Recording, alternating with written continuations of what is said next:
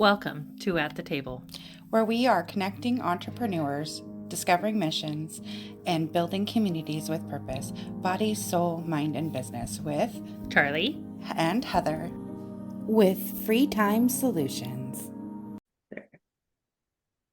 Welcome to another amazing Friday. I'm Heather, your host here at the table, and I would like you to welcome Carol Lamar, our co-host. Hi, everybody. And today we are so blessed to have another one of the gems we found at Coach Jackie's retreat. She is so caring and kind and has so much to give to us. I absolutely love her poetry, and I love how she's willing to help anybody in the community. I really enjoyed getting to know you. So please welcome Beth Allison with Within You Coaching. It's great to be here, Heather. It's been a while since we've chatted, so it's nice to see and talk to you again, and it's nice to meet you, Carol. So it's so great that we're here. And so, Carol, why don't you go ahead and introduce a little bit about what you do, just real quick, a little bit. Yeah, so I'm the deputy director at an organization called Perfect Pals, and that's spelled with P-U-R-R, like a cat purring, because we're a cat shelter. So we also have a sanctuary. So we specialize in special needs cats. And so we have right now about 100 cats that have varying issues. And we get most of our funding from donors and grants to help take care of these kitties. And then we get them to a point where they're stable or healthy, and we get them out into loving homes. Oh, how wonderful. All right, Beth, I would love to know, because the word coaching, and we've interviewed a lot of coaches, it covers a wide variety. Could you tell us a little bit more about what you specifically work with? Absolutely. I am a life transitions coach. So I help folks navigating life transitions, most specifically, whether they're doing a career change and need some help in figuring out how to go about that. But the one that's near and dear to my heart is those folks who are caring for loved ones who have dementia, as my mom had Alzheimer's. So there's a lot I wish I knew then that I know now. And so I like to impart that with people who are currently going through it to make it easier for them on the journey. I'm excited about the conversation today because that's what we're going to talk about, because we're going to talk about those difficult conversations that we need to have with family members when they can still have them. And Yes. So sometimes that's not the easiest thing to do. Not everybody had a grandpa like mine that sat me down in my 20s and said, we're going to have a serious conversation. And he's like, this is how it's all going to go. And there's a card in my wallet. So it was great for me because I was able to tell my grandma when he passed, there's a card in the wallet, Grandma. It's going to take care of everything. It's already planned. It's all good. So what a wonderful gift from your grandfather. It was. And she did not remember the card in that moment of stress. She was like, oh, I forgot about that. But he made such a deal of talking to me and having that really weird, awkward conversation. So I'm excited to learn how to instigate those conversations instead of be the recipient of them. Yeah, they're not easy conversations to have. Nobody wants to talk about as they're aging or what will happen, end of life conversations. Nobody really wants to think about that. Nobody wants to bring up the topic, right? It's a little bit taboo. So what I learned along the way was kind of bringing it into everyday conversations. So for those who don't know, my mother had Alzheimer's. My father was the primary caregiver, and she stayed at home until the very end of her life. And I had never had any conversations with my mother about what it was that she wanted.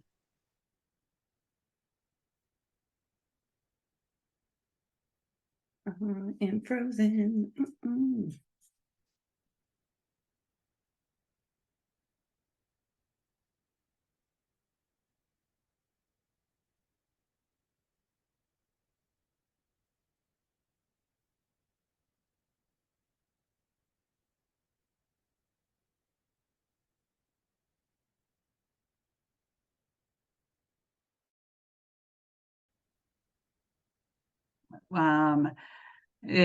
everyday conversations, right? So I would then say, oh, what have they planned for? Right? Are they in a retirement community? Are they in a plan? Does it have continual care through the stages? Right? Just to start to plant seeds. And so really I brought the conversation in through third party, which made it kind of interesting. And it wasn't like, let's sit down and have this conversation, right? We are doing that a little bit more now, but he's open to it because of previous conversations with my mother. And at the end of her life, there were certain things that we weren't sure about. So my brother and I trusted my dad that he knew what she wanted, because we didn't. So we couldn't argue it. I have no doubt that we honored her wishes. But with my dad, right, it's kind of one of the things I've realized is he was so focused on my mother, right, and not the things that would be happening to him as he's caring for my mom. Example is he had to have some eye surgery. I took him in as we're checking in. They're asking who the power of attorney is. And it was my mother. And I'm like, she doesn't have the capacity to serve that role. And we both had that aha, right? Like, oh, right. And so after his surgery and everything got set. Can we define what a power of attorney is for somebody that maybe doesn't know what that means and why that's so important? Because you do need somebody that can make good decisions for you. Right. It's decisions. Some can be financial. There's also the like a healthcare proxy. I think they're called different in different states, to be totally honest, but somebody who's responsible for the healthcare decision. So if something had gone wrong during that surgery for my dad, at that point, I really didn't have the power to make those decisions, right? All went well, right? There were no issues. There's also power of attorney really has more on the financial side too. So if he could no longer write checks, as a result of something, then our behalf, right? There are those things that people are they're so focused on the caregiving aspects and taking care of that in the day-to-day. Are they dressed? Are they eating? And that type of thing. So, we kind of learned that we're having to do a little bit more of that now. My dad just turned 88 2 days ago. He's in good health. He's in independent living, but we were he'll appreciate that. And so there are things in his will. It was written when my mom was alive, and so he's re-looking at it to make adjustments. And it's so much better when he is able to make those decisions, right? Where we've talked about when he needs more assistance and help. Does he want, people to come in and take care of him, or does he want to move to the assisted living part of the facility he's in? Does he want to go to a different facility, right? And one of the things in here that we had to cover is what are his finances, right? So it's real important to understand the facilities that what they take and what they don't take. And I kind of equate it to when you have a realtor and you're looking for a house, right? If your loved one has Medicare and that's what they have, only look at facilities that take Medicare, because it's like a realtor. If you show that, if you have a budget of $200,000 and You don't want them showing you a $300,000 house that you can't afford, because now that's what you're going to want, right? And it's the same thing, right? So understanding that, so, do that kind of research before you're researching where they could go. But I also, I told my dad when we were having the conversations, I'm doing this selfishly. I said, because when the time comes, maybe you don't, and God takes you, in your sleep one night and go peacefully, right? But if not, at that time that it needs to progress, I will feel less guilty in that progression, because you will have been part of the decision-making process. And my hope is that you will feel less angry, because you will remember that you had a part in that decision. So when it comes, you're like, yeah, we talked about this. This is what makes sense. And, I, through my coaching and helping people navigate this, I do not say it will be easy, but I can make this journey easier through those difficult conversations, addressing the feelings that come along, because there's resentment, there's guilt, there's anger, there's a whole host of emotions that come through that sometimes people don't want to admit or acknowledge. And in the coaching world, you can come and you can spew all of them at me, and they're all valid. They're all very, very valid. But having those conversations is really key, and starting them early. And I think the key is I started them with my dad through what he was witnessing with friends of his, older friends, as they went through it. And I think that, my own personal journey, I left corporate America after 35 plus years. In the course of trying to figure out what I wanted to do, I ended up coaching, and it was great because of the skills and the things that I learned during that time helped me coach my dad through. I think it was also a little protective. I could put on the coaching hat and not the daughter hat. Right. So I have a question for you. Oh, sorry, Heather. Do you want to? No, go for it, Carol. Oh, okay. How do you approach a loved one that might be in denial about the fact that they need extra care or it's time? Because I firmly believe nobody's getting out of this world alive. That's just the reality of it. And I think that end of life care and all of that should be a normal part of our conversations, but I know that's not the case for a lot of people. So if you're in a position where, say, your loved one is in denial, how do you approach that? Because I know you probably got to do it with kid gloves, I would think.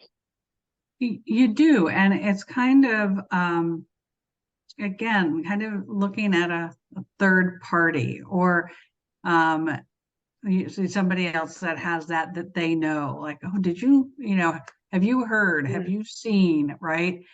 And so it's a way of maybe kind of putting up a mirror, right, for them. That's good. There's also the approach of coming from help me help you, right? That's good. So I'm noticing this. Is that really what is happening? And if they push back, right, which is probably what's going to happen the first time out the gate, you kind of back off, but you bring it back again, maybe from a different angle, right? And so, because when you're not talking about it, they're probably thinking about that, or, you've sparked something. We're all in denial, especially for, right? We all are. We're my parents are going to live forever, right? They're going to die in their sleep, right? The ultimate thing that you don't.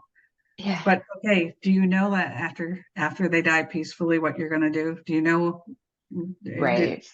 Do they want to be cremated? Do they want to? I heard that now something composting.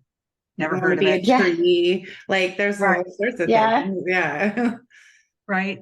If you haven't had the conversations, you don't know. Right. Right. But so I would do that, either put mirrors up by using third person, right? Mhm. Could you Because what walk you us can, through what that means? Because I think I kind of understand what you mean by third person, but I think someone listening might not understand that concept. yeah, so like in the instances where my dad would say he had talked with Jim, you know, and Jim's wife, Mary, was really struggling. She'd been diagnosed with Parkinson's, right?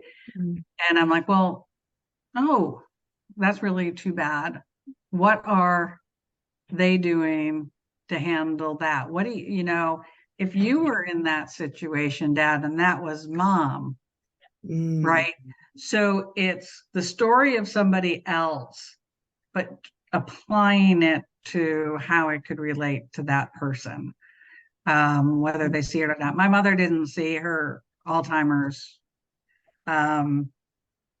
and she blamed my father and I because she would have been fine if we didn't make her go to doctors. Oh, Yeah.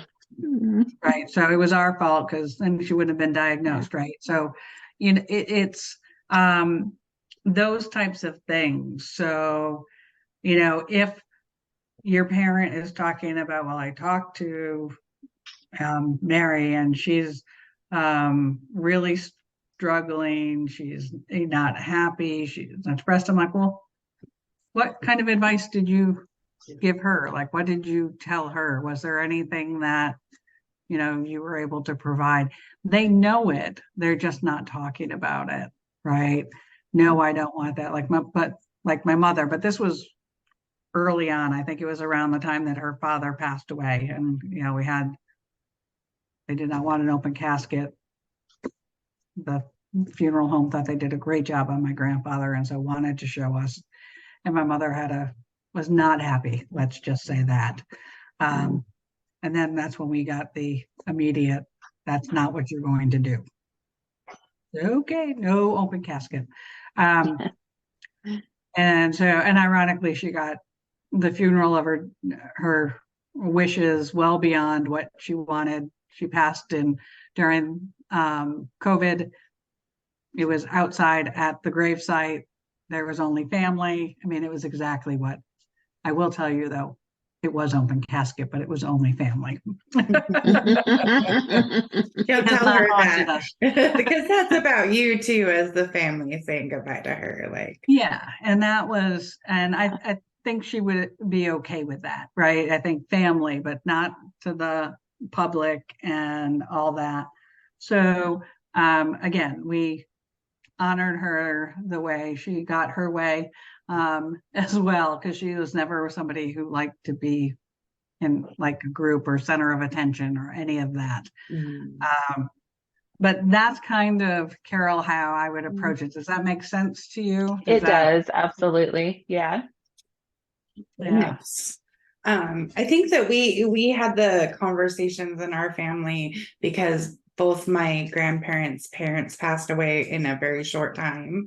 Like, all of the parents passed. So dealing with all of that at the same time, my grandpa was like, yeah, I'm not leaving this for my kids, right? Like, I'm going to have everything lined up and ready to go. So, and that can be the approach too, right? If you're looking at this for yourself, even, right? What do you want, so that when you're having the conversations, you can be like, well, I want this. What do you think about this? That's even another way to do it. Right? It is. It's important for Yeah. us. And that's why I said, Heather, what your grandfather did, it was a gift, Yeah. right? How do you gift? The final gift you can give your family, right, is kind of instructions, right? So they don't have to think about it. They've got the emotions, you know, and they're going to want to do the best. I remember my parents talked about, having everything outlined. Well, guess what? They didn't get there, right? They So didn't when get they there. yeah, they hadn't taken that step, right? So, and we, were, doing all the things. Some of it was out of our hands because of COVID. But there were just certain things, and but we know what my dad wants, what his wishes are. I've still asked him to put it in writing to make sure that it's clear, right? Because again, our emotions will get in. Well, I don't, you know, Oh, I some didn't family take members that conversation that way, or exactly. And I've asked him to have we are doing our best of having my brother and I and my dad having the conversation. So my brother and I are hearing the same thing. So that if my father thinks it's different, we can say, no, dad. Or, it comes time, and I know that my dad has chosen to be cremated and then buried on top of my mom, and she's in the casket. She did not want to be burned. And so we know that, but at that time, if I or my brother go, I can't tell them to flip that switch, right? Because for whatever reason, right? But if it's written, the executor of the will, right, who is the executor is somebody who makes sure that all the wishes of the deceased are executed according to the last will and testament, right? And if in the last will and testament it says that, his wish is to be cremated, the executor makes sure. It's so much better if my brother and I agree, right? That and it's not a bone of contention today. God knows what will happen. My father informed me the other day 95 was going to be the age. So love it. good to know. He's ready good to know, be Dad. here for a while. Yeah. Still so Right. much life to live. He does. And and that's wonderful. But we also are aware that he really doesn't have all that much control. So things are in place. And so I started it. Again, I wish I had started these conversations with my mother as well. So I've had great conversations with my dad, never had them with my mom. Wish I did, because that also would have made it easier on my dad. All of the decisions, right? I could talk to him, I could coach him, right, through what we were doing. We talked about it. We included my brother, who he and I were living in Connecticut. My brother was in Virginia, right? So you even got to navigate distance, whether you're the person in the will. My brother was part of it. We needed to include him. My father would start having conversations. I'm like, okay, hold. We need to conference John and or hold this conversation until he's available, right? And so one of the reasons we moved to Virginia was so that my brother could, be more present as my father ages, and I have help, so that I'm not, the only person right there. But for a lot of people, that's not reasonable. I had no family, no kids, so it was easy for me to up and move, much easier than my brother to up and move with his wife and 4 kids and grandchildren, and some things that tethered him to Virginia, some very wonderful things. Right. You're right. Do you have any other questions, Carol? Well, I was just kind of going to piggyback on something too. I think it's so important too, like you're saying, like start those conversations early. But even, like my mom used to always tell me, like she went on vacation to Mexico when I was younger, and she said, I just want to let you know where all the paperwork is if something happens. And I'm sitting there going, I'm young, she's still young, right? And I'm like, why are we having this conversation? This is really uncomfortable. I don't want to think about you dying. Just because I need you to know, right? And when she passed away a couple years ago, and she had everything in order, and it really sparked something in me. I have kids. My husband and I just this year went on a vacation together without the kids, and I started before we left, I thought we have to get our will in place. We need to make sure that if something happens to both of us, our kids aren't left with, and my poor brother also left with things going into probate and not knowing what to do with all the assets that might be coming their way, or all, the house. Like, how do we want all that to happen? And, we're not at that stage of life where we need care and things like that. But also, anything could happen, and it's just making sure that all that paperwork's in place. We've got together our power of attorney paperwork and all of that stuff, just in case maybe one of us becomes incapacitated, and so it just was a relief off my shoulders. And then, of course, my kids were doing the same thing I did when we sat them down and explained to them what our wishes were. It's fine, whatever. I don't want to talk about this, But I think it is important. And it's important to normalize it. It has to be a part of our everyday conversations, because it's going to happen to everybody at some point, unless the universe decides that they're going to take us out quick.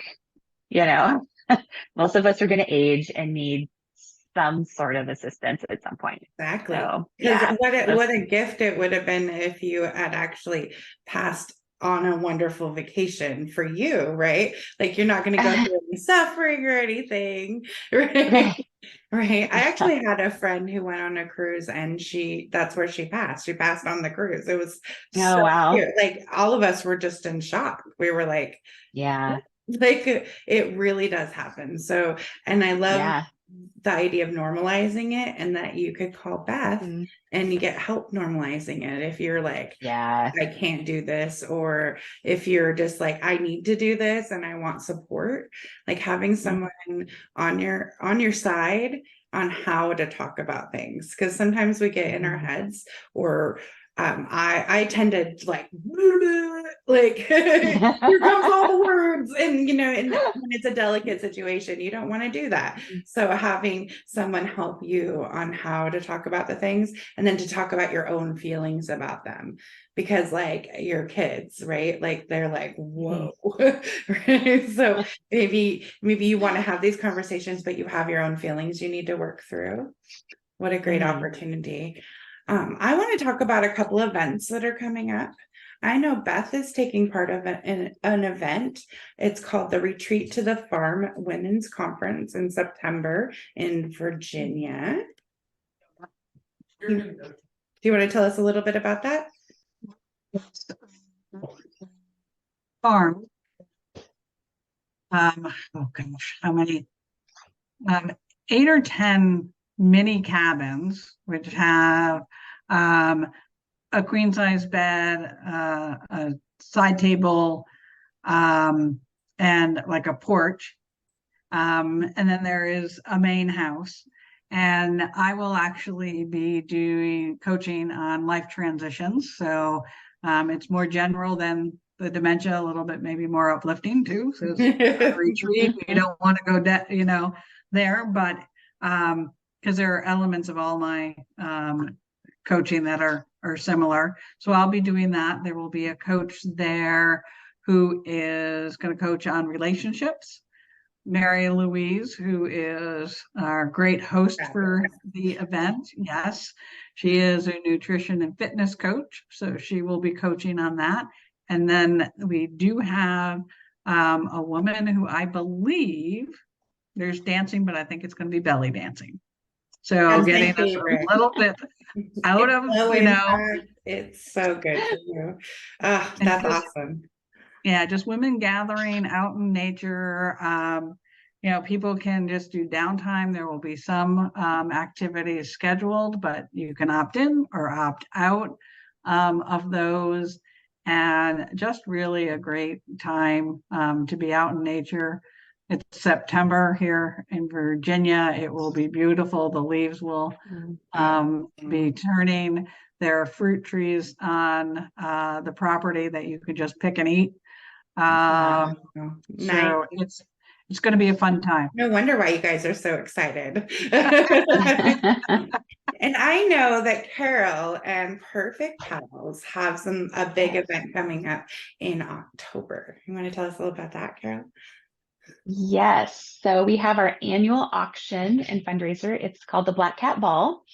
And I do not have a calendar in front of me. It's in is it the 6th? October. We'll drop a It's link. on a Saturday. It's like the second or third Saturday of October. But if you go to perfectpals.org, there So we're is looking at a like button. the 14th-ish. 14th. Thank you. Yeah, it's a Perfect. Saturday. So yeah, I think the 16th must be a Monday then. So Yeah. yes, the 14th. And you can go to perfectpals.org. There's a link you can click on that will take you to the Black Cat Ball page where you can purchase tickets. If you have any items you want to donate for the auction, you can do that there also. And then also you can email if you have any questions. There should be an email there for that. And it's a lot of fun. We have it in October. So you can wear costumes. We have a costume contest. You can wear casual clothes. Some people come in ball gowns. It's just whatever you want to do. Just be you and have fun. And all the money goes to supporting the cats and making sure that they get the care that they need during the year. So fabulous, ladies. Thank you so much for being here today. Thank you, Beth, for joining us from Virginia. My pleasure. Thank you, Carol, for jumping in and being a co-host. You're welcome. And thank you to our audience so much for joining us and being part of this conversation of starting hard conversations. And stay tuned to hear a little bit more about our cause of the quarter, which is Perfect Pals. Namaste. Mwah.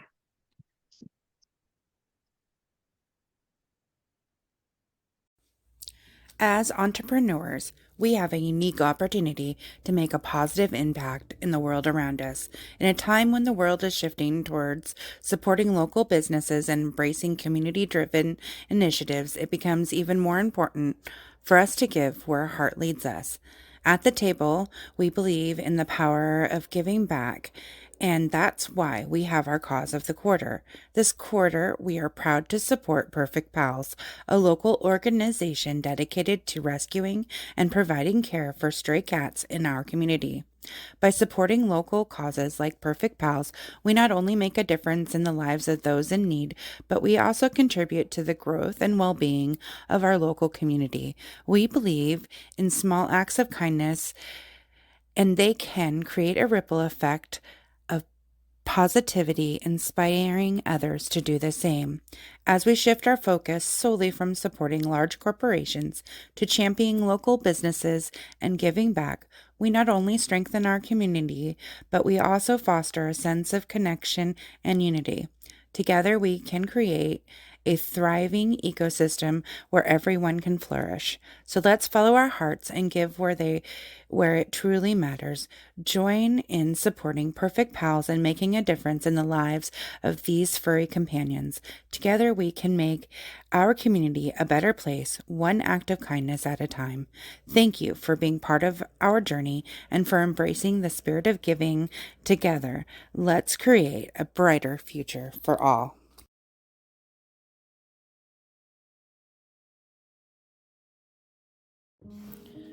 Are you tired of juggling endless tasks, struggling to find time for what truly matters? We have the solution for you.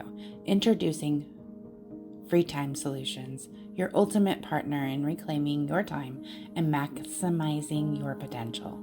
At Free Time Solutions, we specialize in helping businesses like yours thrive in a digital world.